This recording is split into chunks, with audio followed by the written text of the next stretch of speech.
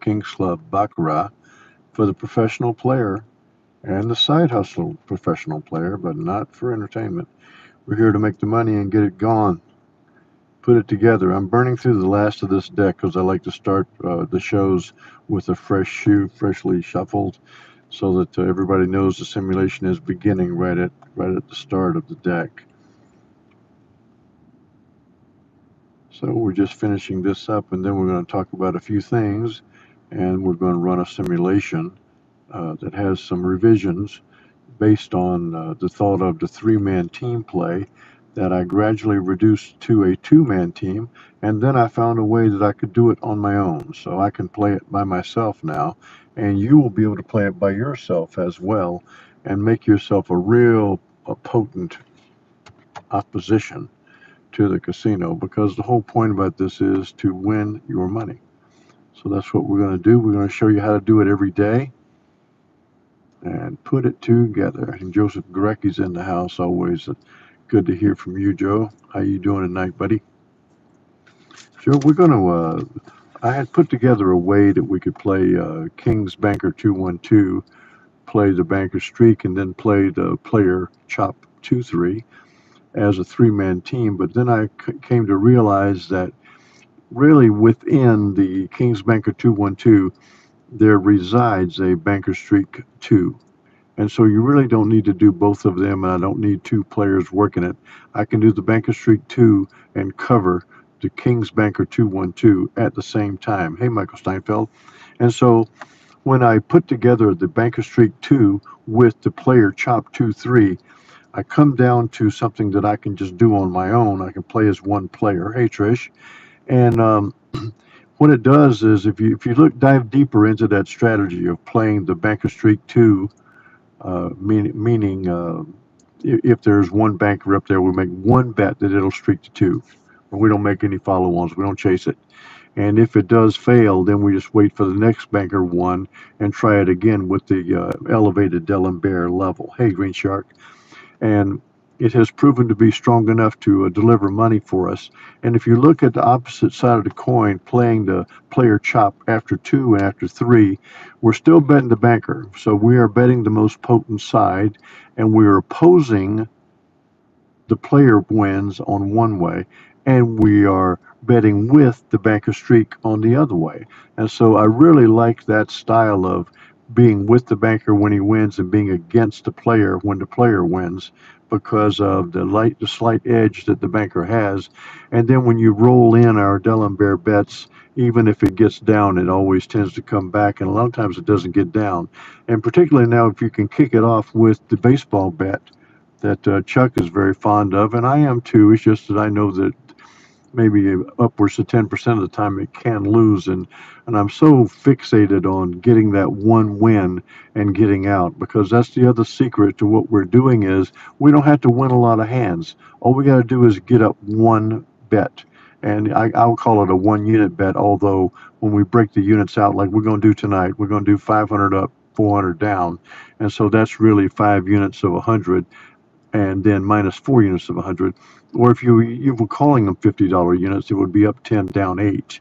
I like to go up 10, down 9, and save the other $50. And you can do it at the table a lot easier. But then here, when I'm doing a simulation and I'm doing the math back and forth, the $450 minus sometimes challenges the old Southern boy. Even with my math degree, I go, wait a minute, I could exponentiate it, but I sometimes can't do straight up subtraction. Hey, Bill Lotta. Hey, Chuck. So shouts out to Bill, and shouts out to Chuck and Joseph Gorecki, and shouts out to Dave Lindsay, our friend who went and hung out in Vegas for a while. He has returned to Terre Haute, and I had some emails with him today. It was so good to catch up with him, and we bounced some ideas back and forth on how we would do things in our next session. And one of the things I'm going to talk to you guys about is do I work to build a bankroll with some trips to Shelbyville before we make the Vegas trip, because the Vegas trip is the best thing to do because it has so many options 24/7 to play, and it also doesn't involve 3 hours of driving. But if I were going to build a bankroll, I would be thinking about doing it at Shelbyville. So we will talk about it, but we want to fine tune this thing down, like I started the show off by saying. I began looking at a three-man team of saying, okay, let's play King's Banker, 2-1-2, one person. Let's play Banker Streak, betting that the banker will get at least one more win after an initial win, and then also betting the player chop 2-3, because what that does is it pits banker bets in both ways. All three ways we're betting banker, which has a slight edge, and that gives us a good shot. But then the more I looked at it, King's Banker 2-1-2 and the Banker Streak is actually pretty close to the same thing, and so I don't need to do the King's Banker 2-1-2. And if I'm playing the Banker Streak after one, or if I'm playing to chop the player after two players, I can do it actually on my own. I don't even need one other person. And the same way with you guys, I'm going to advocate for you guys because the diversity that this brings to your game is really, really important. Bankroll and bet. Yes, sir, Chuck, you got it down. If you've got the bankroll and you bet the way we're betting, and then you add in the selection method that we have here that we're advocating, I don't think that you can lose. And so that's what we're seeking is the 100% win. When you fold it all in with we want to win actually one hand. We want to have one more winning hand than losing hands. And if we stick to it with discipline and leave after we're up that amount, like tonight, $500. I'm going to be playing for $500. That would take a large bankroll, but it's very attainable, as we've seen even when it got way down. If you've got the bankroll, you can climb back out of it. Hey, Glenn, how you doing, buddy? Okay, so tonight we're going to play a banker streak, one bet after a banker win, and we're going to play that the banker will chop the player after two and after three. So you could possibly have two bets chopping the player. You would only have one bet, one chance against the banker streak, or betting with the banker streak. But I'll also start with, let me shuffle them now.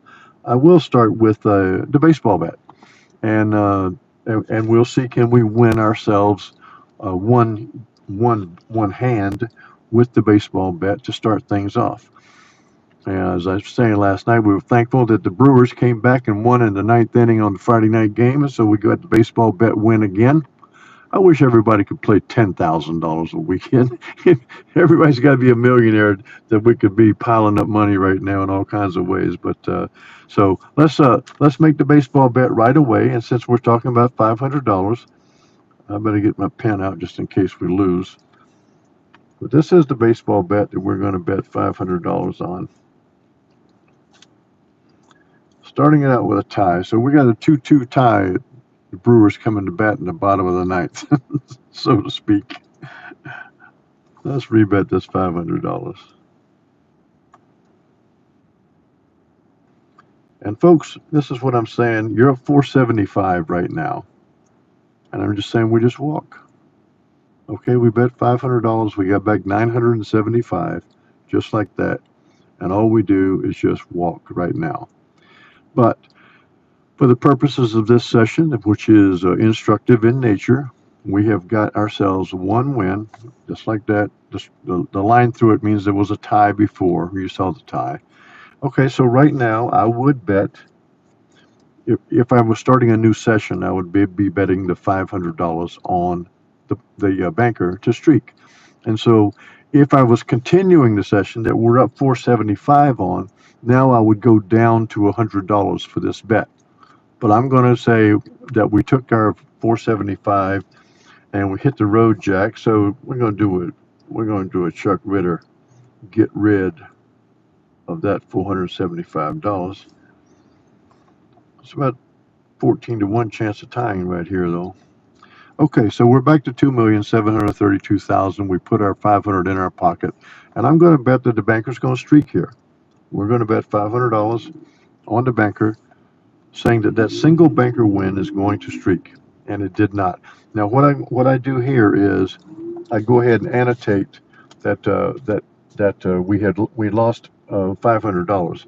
So the next bet is 1,000, and I go ahead and get that down. But we have to wait on a bet because now we got one player. We're not going to bet anything now. If we get a banker, we're going to bet again that the banker will streak. And if we get a player like we got, now we're betting the banker anyway because we got two player wins, and we're going to bet that the banker will chop this. So we got $1,000 bet since we lost the 500. So there's the $1,000 bet on the banker. This is a two deep bet. On the chop bet is a two deep bet. There it is. Now you'll notice we're up $450 here. As you're playing higher numbers, the commission does begin to really kick in, because 5% of $50 is one thing, 5% of $1,000 is a whole different thing. But it's still $450, and we're very happy to win that. So now we've won two bets already. We've got tons of money that we've won. We're ready to leave long ago. As I say, for instructive purposes, we continue to go, and I'm going to put it back down to a zero. We've got well, we won the very first bet, so that was $475, and then we just won that bet. All right, so we're almost $1,000 ahead with winning two bets at $500 each. So this is, what are we in? All right, so we got one player win there. And a banker win there. So let's bet $500 here that the banker will streak. Meaning streak, just meaning add one more win, because we're not chasing it. The player chop bet is a two bet. After player wins twice, then we're going to make one bet that the banker will chop it. If it loses, we're going to bet it again. And the reason for that is most of the times the wins occur on the third and the fourth hand. This is not to say it couldn't go as far as 20 hands. Who knows how far a streak can go? But predominantly, if you watch the big road, if you do your coroner autopsies, you will see that very often, much more often, that the two-player wins will chop on the third hand. If it gets three, it'll chop on the four.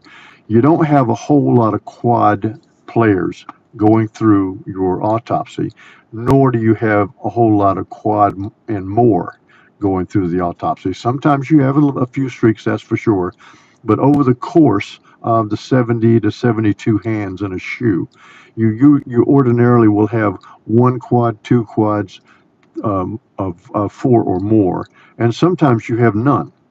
And when you have none, well, that just means you're going to win them all. And even when you have a couple of them, the D'Alembert is going to give you your money. And so for right now, we're trying to win our third session right now with a $500 bet on the banker.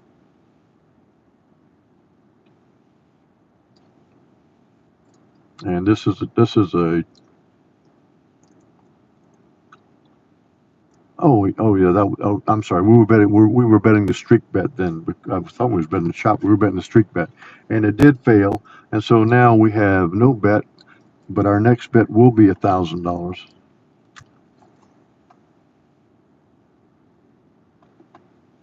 And you were going to have a bet either way there. When you've got one player win, your next play is going to be a bet anyway, because if the banker wins, you're going to bet the banker streaks. If the player wins, now you have your two-player wins. Just like if you saw here, if the player won, we'd have had a bet. But if the banker wins, we got a bet too. So you're going to have more bets this way. And of course, the King's Banker 212 is not in play because of the way we're going to switch back and forth between chopping the player or streaking the banker, betting with the banker every time. So this is a $1,000 bet on the banker, and making sure that I think I got this right.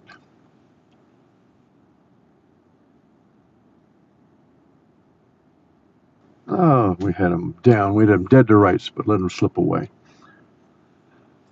Still betting the $1,000.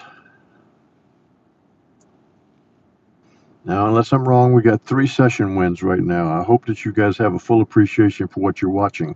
It's taken us a long time to get here, but I think we've arrived. I think our train is in the station. I think our ship has come in, and I'm pretty happy with what we have here. The only thing I might tweak still is looking at the bet, but I'm happy with the bet too, at least for right now. But when I narrowed this thing down, when I began to look at the 3-man team, and then realized I could get rid of the King's Banker 212, and then realized, wait a minute, I'm going to be playing the banker anyway. There's no reason to have 2 players at the table, because you're not going to have opposite bets as long as I can manage the D'Alembert levels, because you are switching up between the banker streaking or the player chopping. But it doesn't matter, because you're betting the banker the whole time anyway. And so we have found ourselves in a position of strongest, the strongest position that we can be in, and it's illustrative here. But let's continue on and see what we can find out. Let me get my light back on here and see what we can find. But we got 3 sessions, so I'll lose the 450 here. Let's get rid of this 450. What do you think? Think we'll catch a tie this time? Nope. Okay, so we got a player win there. And we have, this is the one time we have no bet. But again, taking note, if there's a second player here, then we have a bet on the banker that the banker will chop. But if it chops back over to the bank, then we have a bank bet that the bank will streak. And so you're going to have a bet coming up anyway. So let's go ahead and see what comes up. We're watching with no bet. This way you're not no betting for all night long. You're actually only no betting usually. The only time you're really going to have a no bet for a long amount of time is when banker or player gives one of those big long streaks. And we're not participating in that, which of course is one of the things we want to avoid. We don't want to be involved in that. So now we have the player with 2 wins. We're going to bet that the player is going to chop. We're going to try to win our 4th session. Right now, we are, well, something, I did something, oh, I see. So we must have 1,000. No, we're down 450, so I did something wrong here. But okay, forget the number. We have a $500 bet on the banker because we somehow, I didn't bet the right way to try to get the thing back down. So let's just bet $500 on the banker here. See if we can win our 4th session.